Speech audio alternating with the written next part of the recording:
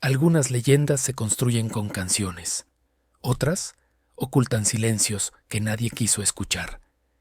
En las montañas de Guerrero existe un rancho que alguna vez fue sinónimo de fiesta, música regional y celebración. Un lugar donde los más poderosos del país llegaban en caravanas, donde las guitarras sonaban hasta el amanecer y el tequila nunca se acababa.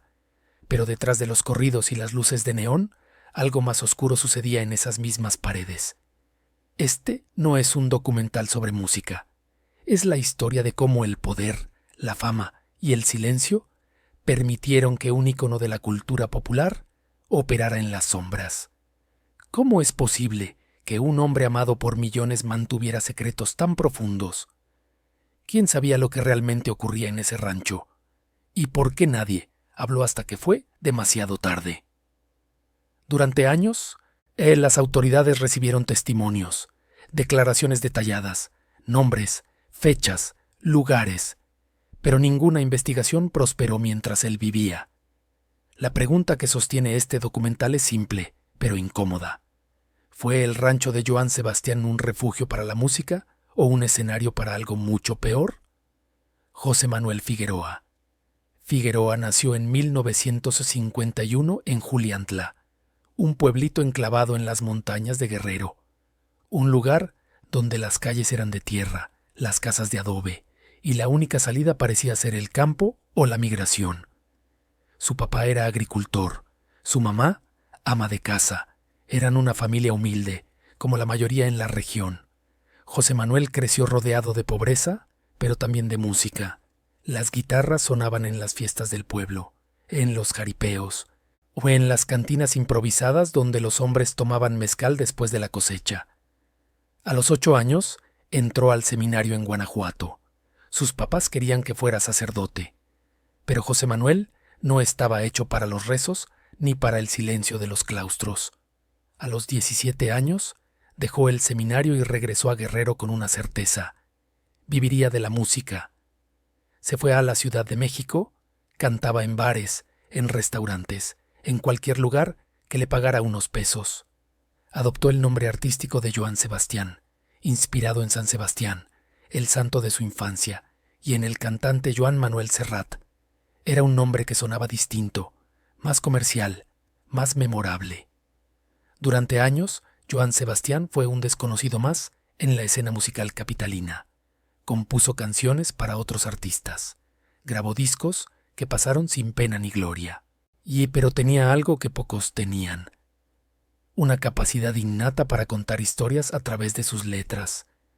Sus canciones hablaban de amor, de traición, de pueblos olvidados, de hombres que trabajaban la tierra. A mediados de los años 80, algo cambió. Sus canciones comenzaron a sonar en las radios regionales. Primero en Guerrero, luego en Michoacán, después en Jalisco. La gente se identificaba con sus letras. Joan Sebastián no cantaba como los ídolos de ciudad. Cantaba como alguien que había vivido en el campo, que conocía el hambre, que entendía lo que significaba soñar con una vida mejor. En 1992 lanzó el disco que lo catapultó a la fama nacional, Sentimientos de Cartón. Las ventas fueron masivas, los conciertos se multiplicaron, los premios llegaron uno tras otro. Joan Sebastián se convirtió en una figura central de la música regional mexicana. Y con la fama llegó el dinero, mucho dinero, lo suficiente para regresar a Juliantla, lo suficiente para comprar tierras, lo suficiente para construir algo que siempre había soñado: un rancho, su rancho, un lugar donde podría ser el rey. Lo que Joan Sebastián no sabía, o tal vez sí, es que en Guerrero la fama y el poder atraen más que admiradores. Atraen a quienes operan en las sombras. Para entender lo que ocurrió en el rancho de Joan Sebastián, hay que entender Guerrero, no el Guerrero de las postales turísticas, no el de Acapulco y las playas doradas, sino el Guerrero real, el de las montañas, el de los pueblos olvidados por el gobierno federal, el de la pobreza estructural que nunca se resolvió. A finales de los años 90, Guerrero era un estado fracturado. La producción de amapola y marihuana había existido en la sierra durante décadas. Pero en los 90 la escala cambió. Los cárteles de drogas dejaron de ser organizaciones regionales para convertirse en imperios transnacionales. El cártel de Sinaloa comenzó a expandirse hacia el sur. Los Beltrán Leiva, originalmente aliados de Sinaloa, operaban con autonomía creciente en la región, y en el vacío de poder surgieron grupos locales más chicos, pero igualmente violentos: los Rojos, Guerreros Unidos, la familia michoacana. Guerrero se convirtió en un territorio en disputa. Las rutas de tráfico eran invaluables. El puerto de Acapulco era estratégico. Las montañas ofrecían refugio. Y lo más importante, las autoridades locales eran penetrables. Alcaldes, policías, comandantes militares. Y todos podían ser comprados. Todos podían mirar hacia otro lado. En este contexto, ser famoso en Guerrero no era solo una bendición. Era también una responsabilidad o una trampa. Los narcotraficantes buscaban legitimidad, buscaban mezclarse con figuras respetables, buscaban lavar dinero en negocios legales, buscaban protección social a través de la imagen pública. Y Joan Sebastián era, en ese momento, la figura más respetada de Guerrero. Había nacido allí, había triunfado contra todo pronóstico, representaba el sueño mexicano: salir de la pobreza a través del talento y el trabajo duro. Los gobernadores lo invitaban a eventos oficiales. Los presidentes municipales se tomaban fotos con él. Era intocable, o eso parecía. En los años 2000, Joan Sebastián comenzó a ser visto en lugares que levantaban sospechas. Las fiestas privadas organizadas por figuras vinculadas al narcotráfico. Conciertos pagados con dinero cuyo origen nadie preguntaba. Amistades que, según las autoridades, no eran casuales. Uno de esos nombres era Edgar Valdés Villarreal, conocido como La Barbie. La Barbie no era un narcotraficante cualquiera. Era un operador de alto nivel del cártel de los Beltrán Leiva. Nacido en Texas, criado en la violencia del tráfico de drogas, La Barbie era conocido por su brutalidad, pero también por su gusto por la vida de lujo. Fiestas ostentosas, mujeres, alcohol, poder. Y según testimonios que saldrían años después, La Barbie era un invitado frecuente al rancho de Joan Sebastián. No era el único. Otros líderes de grupos criminales también aparecían en Juliantla. Llegaban en caravanas de camionetas blindadas, con escoltas armados. Y con maletas llenas de efectivo. En Guerrero, esto no era extraño. Era la norma. Pero lo que ocurría dentro de esas fiestas no era música ni celebración. Era algo mucho más oscuro. Joan Sebastián construyó su rancho en el lugar donde nació, un símbolo de su éxito. Pero en Guerrero, los símbolos atraen tanto a los que quieren celebrar como a los que quieren explotar. El rancho de Joan Sebastián en Juliantla no era discreto. Tenía pistas de aterrizaje improvisadas para helicópteros, establos con caballos de raza, una arena para jaripeos privados, amplias terrazas con vista a las montañas, albercas, bares, habitaciones decoradas con lujo que contrastaba con la pobreza del pueblo de alrededor. Era un reino dentro de un pueblo olvidado. Los vecinos de Juliantla hablaban del rancho con una mezcla de orgullo y desconfianza. Orgullo porque Joan Sebastián era uno de ellos, un hijo del pueblo que había triunfado. Desconfianza porque lo que ocurría allá adentro era un misterio. Las fiestas eran privadas. Las camionetas entraban y salían a todas horas. Los guardias de seguridad vigilaban los accesos. Nadie preguntaba. En Guerrero, hacer preguntas podía ser peligroso. Las fiestas del rancho eran legendarias en ciertos círculos. Duraban días enteros. La música en vivo nunca paraba. El alcohol fluía sin límite. Y había mujeres. Muchas mujeres. Algunas llegaban voluntariamente, atraídas por la promesa de dinero fácil, de conocer a figuras poderosas, de vivir una noche de lujo. Otras no. Según testimonios que saldrían años después, varias de esas mujeres eran menores de edad. Entre 2009 y 2014, al menos 2 víctimas de trata de personas declararon ante la Procuraduría General de la República que habían estado en el rancho de Joan Sebastián. Sus testimonios eran consistentes, detallados, perturbadores. Una de ellas, identificada como Amanda, tenía 12 años cuando fue llevada al rancho por primera vez. Declaró que Joan Sebastián estaba presente en las fiestas, que la había visto, que hablaba con los hombres que las llevaban allí, que las llamaba la mercancía. Otra víctima, Julieta, tenía 16 años. En su declaración ante la PGR en 2015, describió cómo Joan Sebastián les compraba joyas, ropa, perfumes.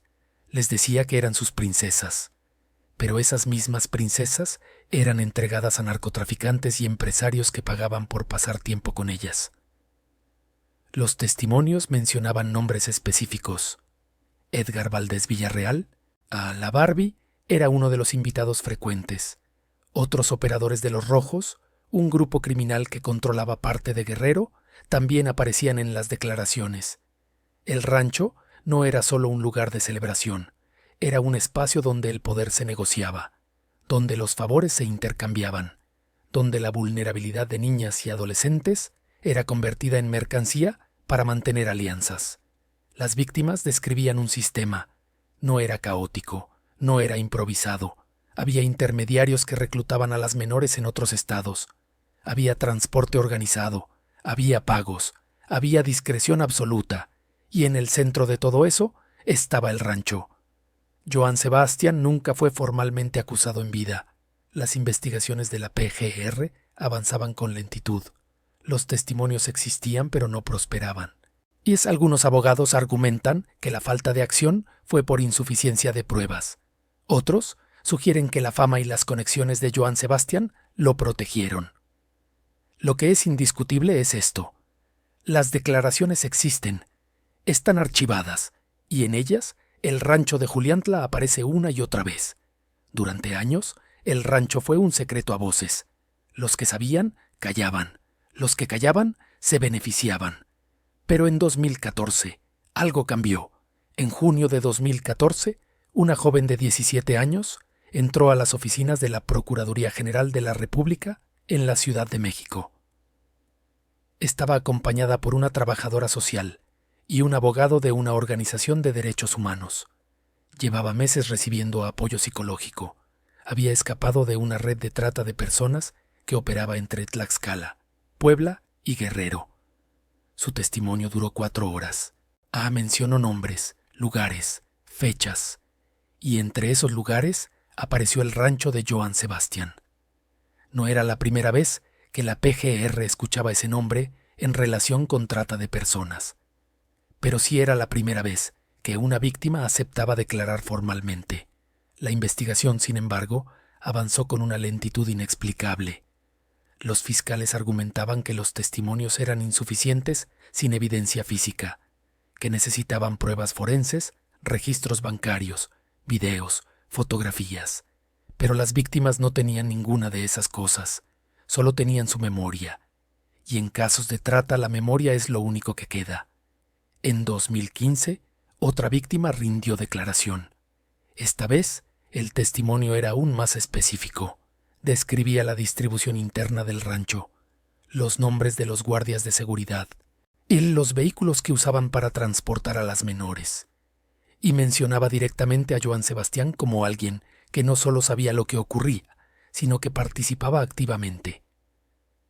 Él nos decía que éramos sus princesas, declaró la joven.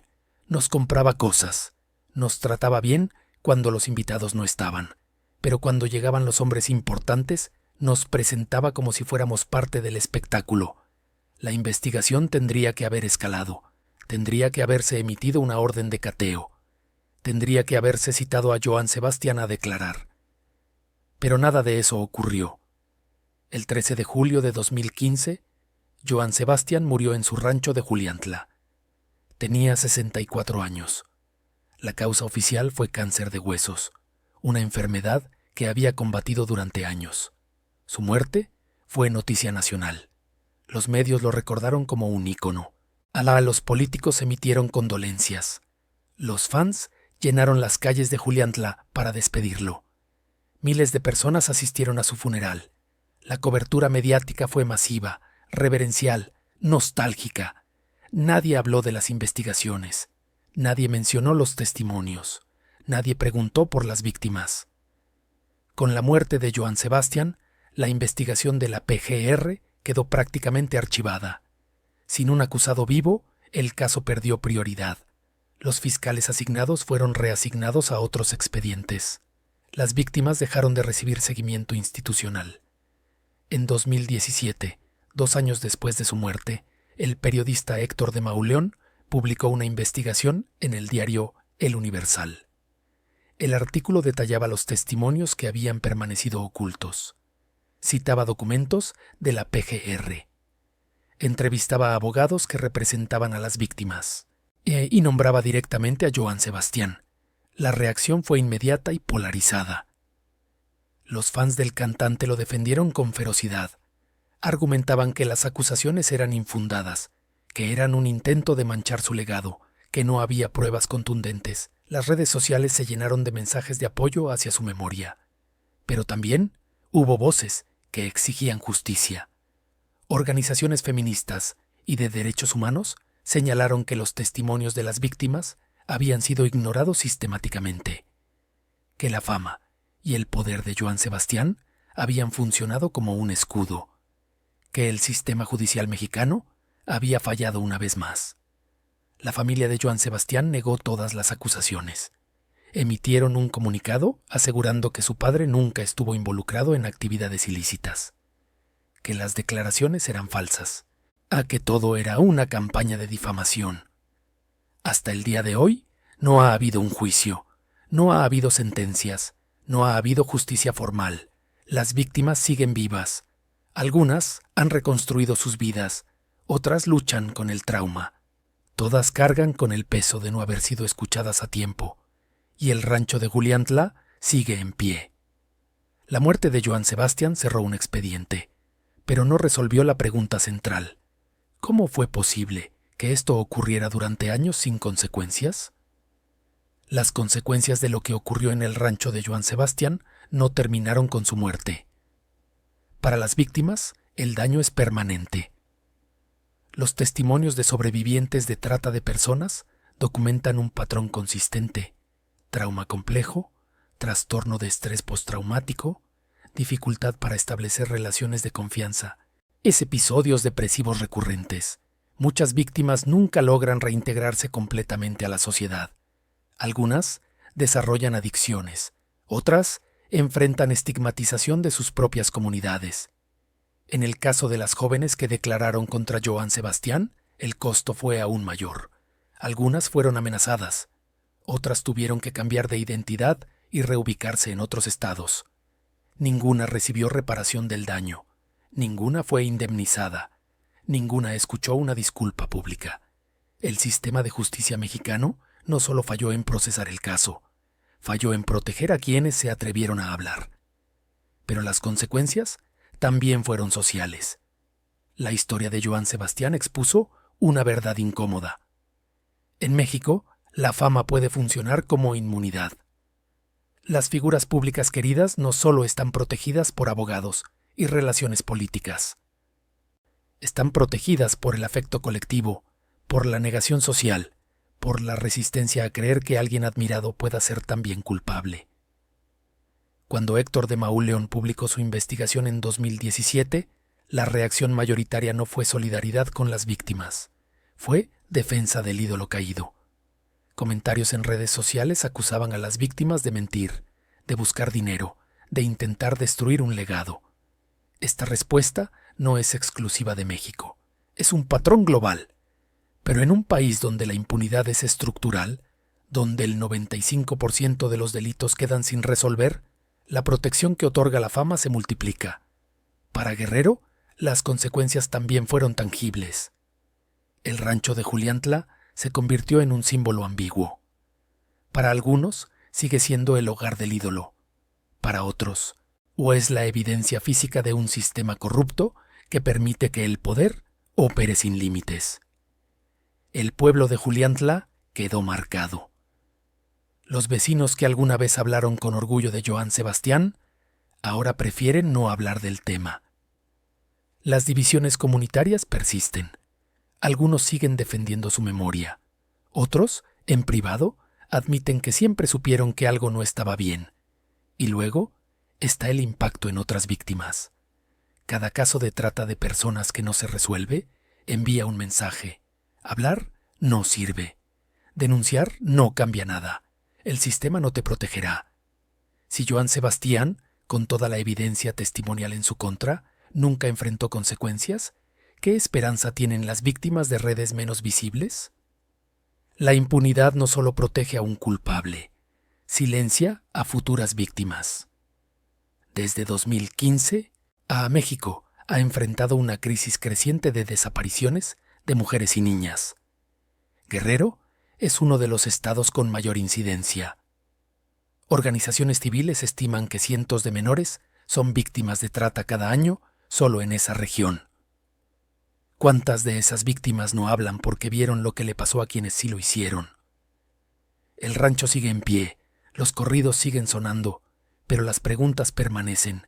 ¿Quién más sabía? ¿Quién más se benefició? ¿Y por qué el sistema decidió mirar hacia otro lado? Para entender por qué el caso de Joan Sebastián nunca avanzó, hay que preguntarse, ¿quién se beneficiaba de su silencio? La respuesta no es simple. No se trata de un solo actor, se trata de un sistema completo que operaba alrededor del rancho y de la figura pública de Joan Sebastián. Primero, los narcotraficantes. Edgar Valdés Villarreal, a la Barbie, no asistía a las fiestas del rancho solo por diversión. Para un operador de su nivel, la cercanía con figuras públicas respetadas era estratégica. Le permitía moverse con mayor libertad. Le daba cobertura social, le facilitaba el lavado de dinero a través de eventos legales y le otorgaba acceso a redes de influencia que incluían políticos, empresarios y funcionarios. El rancho de Joan Sebastián no era un lugar de ocio, era un espacio de negociación. Allí se cerraban acuerdos, se establecían alianzas, se intercambiaban favores, y las víctimas de trata eran parte de ese sistema de favores. Segundo, las autoridades locales. Guerrero ha sido históricamente un estado con altos niveles de corrupción institucional. Alcaldes, comandantes de policía, a jueces y fiscales han sido señalados repetidamente por vínculos con el crimen organizado. En ese contexto, proteger a Joan Sebastián no era solo proteger a una celebridad, era proteger a una pieza clave de una red más amplia. Si Joan Sebastián caía, las investigaciones podrían expandirse, podrían aparecer otros nombres, podrían revelarse conexiones políticas incómodas. Era más sencillo dejar que el caso se enfriara. Tercero, los intermediarios. Los testimonios de las víctimas mencionan a reclutadores, personas que identificaban a menores vulnerables en Tlaxcala, Puebla, Estado de México, que las convencían con promesas de trabajo, de dinero fácil, de oportunidades, que las transportaban al rancho, que cobraban por entregarlas. Estas redes de intermediarios operan hasta hoy. Son difíciles de rastrear porque no tienen estructuras formales y no tienen oficinas, no dejan documentos, solo tienen contactos y víctimas, y se beneficiaban del silencio tanto como los narcotraficantes. Cuarto, la industria del entretenimiento. Joan Sebastián no trabajaba solo. Tenía managers, productores, promotores, abogados, personas cuyo sustento dependía de su éxito.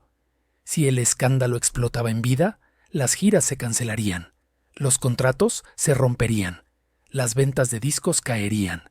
Había un incentivo económico claro para mantener el secreto. Y cuando las acusaciones comenzaron a filtrarse después de su muerte, esa misma industria se movilizó para defender su legado. No porque creyeran en su inocencia, necesariamente, sino porque su culpabilidad amenazaba un negocio de millones de dólares. Quinto, la sociedad misma. Hay una complicidad social en casos como este. Es una resistencia colectiva a aceptar que alguien admirado pueda ser también un perpetrador. Joan Sebastián representaba algo valioso para muchos mexicanos: la posibilidad de triunfar sin olvidar el origen. Sus canciones hablaban de amor, de campo, de nostalgia. Aceptar que esa misma persona operaba un espacio de explotación significaba renunciar a un símbolo, y los símbolos, en sociedades con pocas victorias, se defienden con fiereza. Por eso, cuando las víctimas hablaron, fueron ellas las cuestionadas, no él. El sistema que protegió a Johann Sebastian no fue una conspiración planeada. Fue la convergencia de intereses, narcotraficantes que necesitaban legitimidad, autoridades que preferían la omisión, intermediarios que vivían de la explotación, una industria que protegía sus ingresos y una sociedad que no quería ver. Y en el centro de todo eso, un rancho en Guerrero, donde las reglas no aplicaban. El rancho ya no es lo que era. Johann Sebastian está muerto, pero el sistema que lo protegió sigue intacto. ¿Podría haber sido diferente? En 2014, cuando la primera víctima rindió declaración formal ante la PGR, existía una ventana para actuar. Johann Sebastian aún estaba vivo. Los testimonios eran detallados. Los lugares mencionados eran verificables.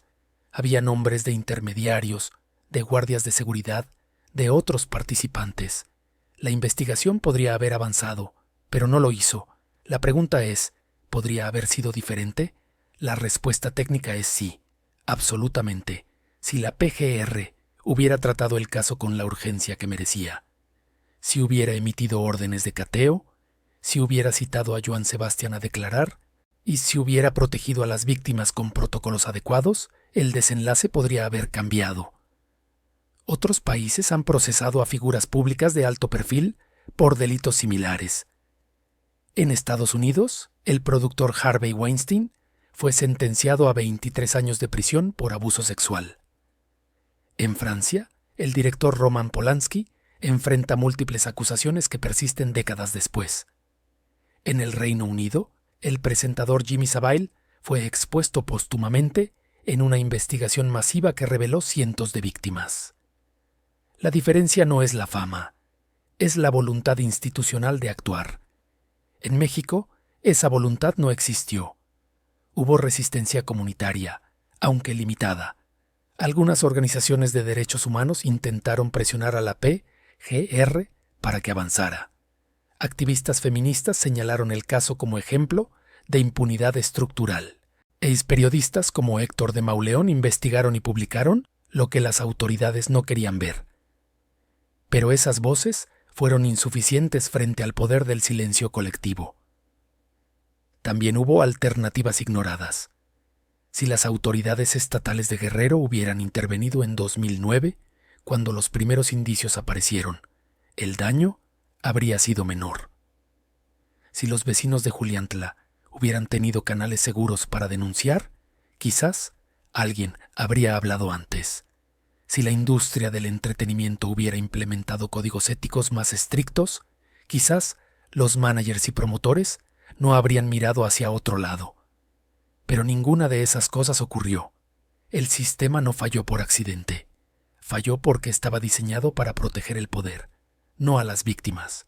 Y Johann Sebastian, consciente o no, operó dentro de ese sistema. O hay quienes argumentan que Johann Sebastian no era el único responsable, que era parte de una red más amplia, que señalarlo a él mientras se ignora a los narcotraficantes, a los políticos, a los intermediarios, es injusto. Es un argumento válido, pero no es excluyente. Johann Sebastian no era una víctima del sistema, era un beneficiario, tenía recursos, influencia, acceso a abogados. Podría haber dicho no, podría haber cerrado el rancho, podría haber cooperado con las autoridades. No lo hizo, y esa elección tuvo consecuencias que aún resuenan. La lección de este caso no es solo sobre Johann Sebastian, es sobre cómo sociedades enteras deciden qué verdades están dispuestas a aceptar, sobre cómo la fama puede convertirse en un escudo, sobre cómo el poder se perpetúa a través del silencio. Podría haber sido diferente, pero para eso, alguien tendría que haber elegido la justicia por encima de la imagen. Y nadie lo hizo. El rancho sigue en pie. Las víctimas siguen sin justicia. Y el legado de Johann Sebastian permanece dividido. Entre quienes lo recuerdan como un ícono y quienes no pueden olvidar lo que ocurrió en sus tierras. Hoy, el rancho de Johann Sebastian en Juliantla sigue perteneciendo a su familia. Los establos siguen allí. La arena de jaripeos permanece. Las terrazas con vista a las montañas de Guerrero no han cambiado. Ocasionalmente, la familia organiza eventos en su memoria. Los fans visitan el lugar como si fuera un santuario. Para ellos, es el hogar del ícono que amaron. Para las víctimas, es otra cosa. Johann Sebastian murió sin enfrentar un juicio, sin ofrecer explicaciones, sin reconocer el daño causado. Su legado sigue siendo celebrado en la radio, en las plataformas digitales, en las fiestas familiares de millones de mexicanos. Sus canciones siguen sonando. Y eso plantea una pregunta incómoda. ¿Qué hacemos con el arte de alguien acusado de crímenes graves? No hay una respuesta fácil. Algunos argumentan que el arte debe separarse del artista, que las canciones de Johann Sebastian no tienen culpa, que millones de personas encontraron consuelo, alegría y nostalgia en su música, y que eso no debería borrarse. Otros sostienen que celebrar su obra es ignorar a las víctimas, que cada vez que suena Secreto de amor en una boda, alguien que sufrió en ese rancho recuerda lo que no pudo denunciar, que la memoria selectiva es una forma de violencia. Ambas posiciones coexisten, y probablemente seguirán coexistiendo, pero lo que no puede coexistir es la indiferencia. Las víctimas de este caso siguen vivas. Algunas han reconstruido sus vidas en la medida de lo posible. Otras luchan cada día con el trauma. Ninguna ha recibido justicia formal. Ninguna ha escuchado una disculpa pública de quienes se beneficiaron del sistema que las explotó. Y mientras el sistema permanezca intacto, habrá más víctimas. Guerrero sigue siendo uno de los estados con mayor incidencia de desapariciones de mujeres y niñas en México. Las redes de trata continúan operando. Los ranchos, las fiestas privadas, los acuerdos entre narcotraficantes y figuras públicas no han desaparecido, solo se han vuelto más discretos. La historia del rancho de Johann Sebastian no es excepcional, es un patrón. Lo excepcional es que, en este caso, salió a la luz, que hubo testimonios, que hubo periodistas dispuestos a investigar, y que hubo organizaciones que presionaron para que las víctimas fueran escuchadas. En la mayoría de los casos, nada de eso ocurre. El silencio gana. Esta historia no tiene un final claro. No hay sentencia, no hay cierre. Solo hay preguntas que siguen abiertas. ¿Cuántas figuras públicas en México operan bajo el mismo modelo? ¿Cuántas víctimas no hablan porque vieron lo que pasó con quienes sí lo hicieron? ¿Cuánto poder hace falta para que la justicia simplemente no aplique? Y quizás la pregunta más importante: ¿cuándo decidimos como sociedad que ninguna fama justifica el silencio ante el abuso? El rancho de Juliantla sigue en pie, las canciones de Johann Sebastian siguen sonando, y las víctimas siguen esperando que alguien las escuche. Si te interesa entender cómo el poder es la fama y las estructuras sociales permiten que ciertos lugares y personas operen fuera de la ley, cuéntanos en los comentarios qué otro caso en México o Latinoamérica deberíamos investigar. Porque estas historias no terminan con un documental. Terminan cuando decidimos que ya no pueden seguir ocultas.